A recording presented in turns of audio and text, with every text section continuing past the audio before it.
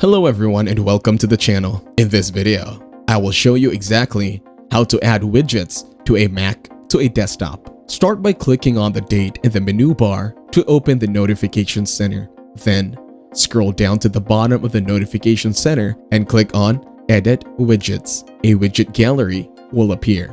Now, drag the desired widget from the gallery and place it on your desktop.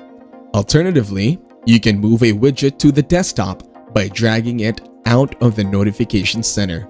Once you are satisfied with your widget setup, click Done to close the widget gallery. Now, ensure that your iPhone is nearby so that the widget data can update, and make sure you are signed in to the same Apple ID on both your Mac and iPhone.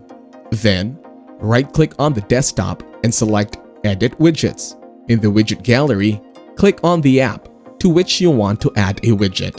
The widget will show from iPhone if it's not from an app on your Mac.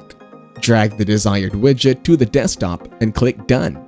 Now you can interact with the widgets directly from your desktop. Thank you everyone for watching. Hope you got some value. Make sure to like the video and subscribe to our channel. Leave a comment down below. See you in the next one.